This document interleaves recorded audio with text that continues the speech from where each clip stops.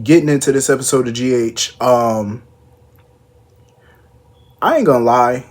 Like, my thing with Joselyn is, I'm not mad at her for killing Cyrus. I'm not even mad at that, because his ass had to go. My thing with Joselyn was, the way she did it was very sloppy. But I'm not surprised, because it ain't like Jocelyn's, she's not skilled at this. This was her first time offing somebody. So I can't fully, say like, oh, well, she should have did this, she should have did that, when she never did anything like this before. So of course she wouldn't know what to do. You know what I mean? Like, coming there with gloves or unregistered gun, she wouldn't know what to do. But I do get where Jack is coming from. If they call the cops, it wouldn't look good for her. You know what I mean? Like, the evidence that was in there, it would not look good. Especially her hounding Anna and stuff to arrest him and blaming him for Dex's death. And it just wouldn't look good in the eyes of the court. Especially her first phone call being to Jack Brennan and not the PCPD. Her showing up there anyway with a gun. Because Jack brought up a good point.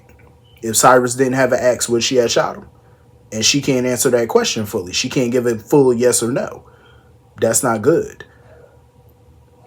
It wouldn't look good in the, it wouldn't look good if the DA's office decided to press some criminal charges against her, because she would still get charged. Even if they didn't charge her for murder or anything like that, she would still get charges. The fact that you have a gun that is not yours, you have no gun license. To my knowledge, she doesn't have a gun license. You broke into that home. Doesn't matter who the owner is. The fact is, you're not the owner. So you broke in, trespassing, all of that type of stuff. They could arrest you for those things. So, she got to learn how to do better if you're going to do this kind of thing. But like I said, I can't do too much on her because this was her first time doing something like this. But I'm not surprised that Jack Brennan is using her to his advantage. I'm not surprised by that. Like, Jack got his plan all laid out. Like, trying to recruit her to the WSB. He got that shit laid out. Like, it was smooth on his part to get Colette to go there and scrub all the evidence and stuff, get rid of all of it. But when he kept that gun, I said, it's going to come back and bite Joselyn in the ass, the fact that he kept that weapon. He's definitely going to use it to his advantage. And this fool was sitting here, so you mean to tell me he was watching Joselyn the whole time outside the cabin? Like, he literally watched her shoot Cyrus. Damn. Like, Jack is slick. That man is slick as hell.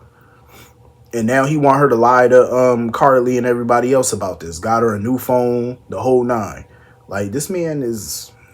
I'm telling you, when Carly find out about all of this, it's going to be hell. But Colette got a point, though. He really could trust Joselyn to keep quiet about all of this. I mean, the girl was in the bathroom throwing up. She kept reliving her shooting that man. I don't think she could keep quiet about this. I don't think she can. And Colette knows she can't. Colette know it. Like, she know good and damn well at any given moment that girl probably gonna crack. But Jack, of course, is a few steps ahead. He was like, he know Joselyn gonna come back to the office and stuff. And he gonna let her think that it's her idea. Like, that man is totally trying to get in her head, trying to brainwash her. Like, he trying to control every move she make at this point. Damn. Joselyn is in deep with this dude. And I think it would be in her best interest to talk to Carly. Her best interest. Get Carly involved in this and talk to her and tell her what the hell going on. Because Jack Brennan, that man got a bigger plan and it ain't good. Anyway, moving on from that. I am so tired of Drew. So tired of his ignorant ass. Like, this man need to go. Like, seriously, I'm tired of him. Like, him sitting there throwing shit in Jason's face about, oh, now you all about family, now you this. Sir. The jealousy is just so... It's oozing out of him. Like, it's so evident. The jealousy is coming out of Drew. Oh, I wonder what would have happened if Susan Moore would have chose me over you. And all this, that, and the other. Well, bitch, she didn't choose you. She didn't choose you. She chose him. Get over it. It was 40 plus years ago. Get the hell over it. You were not the chosen one. Let it go. I am so sick of him with this jealousy that he got for Jason. It's so tired. Like, you a 50-year-old man. Get the hell over it. Grow up. And now he wants to sit here and deprive his daughter of a relationship with her fucking brother. All because he a little jealous bitch. Like, he really sitting there talking about all Scout need is me and Willow and her kids. That's the only family she need. Oh, please. Get out of here with that. He is so delusional and dumb. That's why I hate that Jason wasted his time going there. I understand he did it for Sam. I wouldn't have did shit. You know, he did it for Sam. He did it for Danny. He did it for Scout. I get it. But ain't no talking to this moron. There's no peace to be had. You know what I'm saying? Like, don't waste your time with a jackass. I'm just saying, because that man is just dumb and tired. You know, like, he is really so jealous. It's mad because you weren't picked. Mad because Jason grew up with the Quartermains. Mad because you didn't. Oh, the fuck well. Oh, well. Now he wants to sit here and talk about, oh, I got Quartermain. I got the Quartermain name. I got Quartermain money. You got fucking money because of Jason. That's why you got it. That's why you have everything that you have. Because you were running around spending his money when you thought you were him. And he was benevolent enough to let you keep a lot of that stuff. That's why you have it. Dumb. Like, Jason just need to smack the shit out of him. Like, you already beat his ass once. Obviously, he's begging for you to do it again because he wants some more. He wants an encore. So why not give it to him? I know I would. Tired of his little lame ass. And moving on from that, but when is Tracy gonna stop treating Sasha like she's the maid? Like, ma'am, she's the family cook. It is not her job to pour you no tea or to make you some tea. That is not her job. She is the cook. Now, if you ask for a sandwich, that's a different story.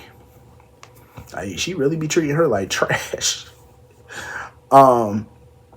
But I get where Tracy coming from. You know, she just want to know, like, what Sasha's intentions are. Like, what are your plans? Are you going to raise the baby as a Q? Like, what's the deal? You know, I just feel like this whole storyline is just stupid to me. Like, this whole lie is beyond dumb. To me, that's just how I feel about it. I'm just not a fan of this particular story. Because I feel like all of this is unnecessary. All the pretending, and it's unnecessary. It is. But I ain't gonna lie, I love the scenes between Tracy and Jason. I loved every second of those scenes. Like, those scenes were so beautiful. Because I never thought in a billion years Tracy would ever come around to Jason like that. You know, like, basically finally acknowledging him as her nephew, really.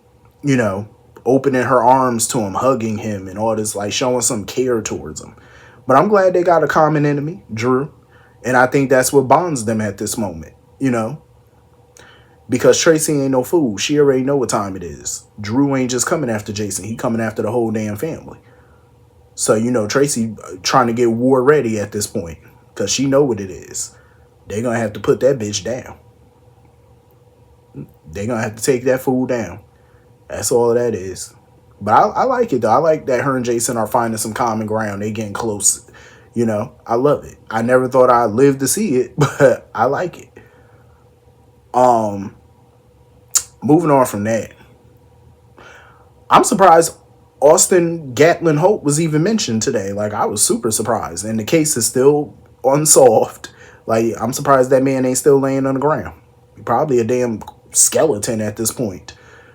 But I'm glad, you know, Anna not stopping Dante from, you know, trying to find Cyrus or whatever, because like she said yesterday, she gonna need all the help she can get, and Dante not letting this go. That's why I'm glad Dante said never mind about protocol.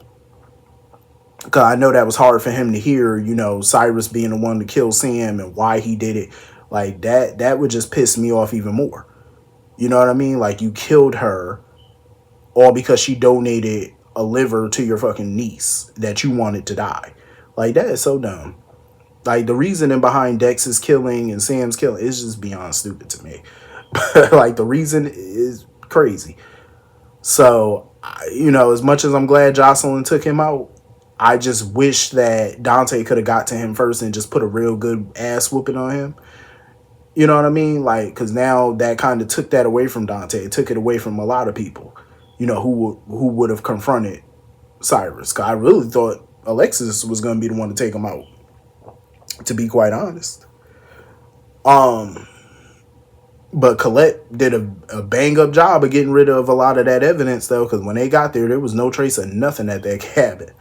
Not a piece of paper on the floor. It was nothing. Like, Colette did her thing and scrubbing that shit down so quickly. Got the body up out of there, everything. I love the scenes though with Liz and Aiden going to visit Lucky.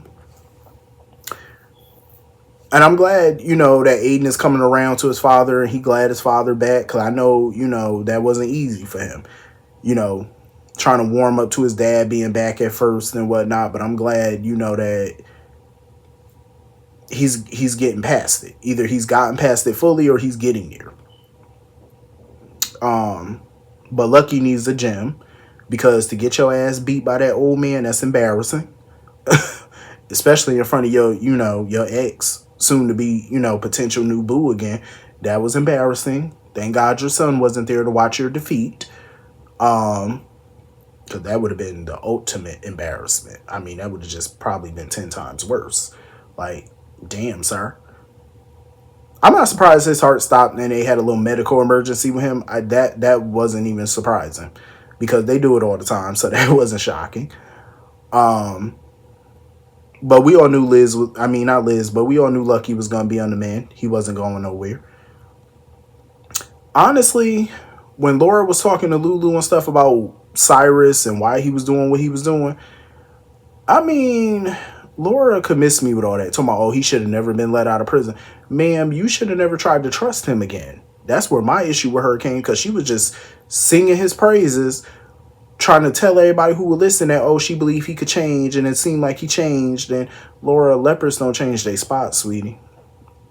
Like, she got hoodwinked by that man, and he wasn't even trying that hard to hoodwink her, but he hoodwinked her, and she fell for it, hook, line, and sinker. Now you see, I thought he was going to change. Baby, Cyrus was never going to change. He kept showing you that. He showed you what he wanted your ass to see. There was no change in that man. There was no redemption. It was never going to happen. Not in a billion years. And for Isaiah to be at Lucky's bedside, wanting him to wake up and stuff like that, then we need to see more of a friendship between them. Because it's not like they're always around each other. So, for him to be at his bedside and, pulling for him, they need to expand upon that friendship between Isaiah and Lucky instead of showing it at random moments.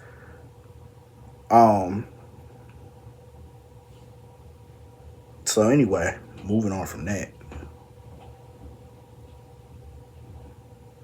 Let's see. I'm somewhat disappointed in Chase. I mean, it was a cute scene, him supporting BLQ and stuff like that, because even BLQ was expecting him to yell at her. I was. And the only reason I was expecting that is because of how long she kept it from him. Because they've been married almost a year. You know what I'm saying? I feel like, don't get me wrong. I understand it's something that happened in the past when she was a teenager, and that's not an easy thing for her to talk about. But I just feel like when you are marrying somebody, you should at least tell them that. Like, because that's huge. I felt like she should have at least disclosed that information at the very least. Especially when y'all talking about having a family of your own. Like, as soon as they started that process, she should have told him that. But I was hoping for a little bit of fireworks between them, something. But on the other hand, I am glad that he supported her in her decision that she made back in the day. He even offered to help her find the baby. Because she don't even know what she had, since Lois was the one that facilitated all of this. She, handled all that adoption stuff and whatnot. So BLQ don't even know if she had a boy or girl. Don't know anything. So I know she gonna be surprised when she find out Gio is the son. I know that's gonna knock her socks off. But now that she told Chase, I want her to tell him the full story. that Dante's the father, because she was like, oh, I haven't even told the father. Tell that man who the father is. And you need to tell Dante, because now she's still sitting here telling half-truths. Like, tell the whole story if you're going to tell the story. I'm just saying. But anyway, that was pretty much the whole episode. Hit the comment section. Let me know what you all thought. See you all later. Peace.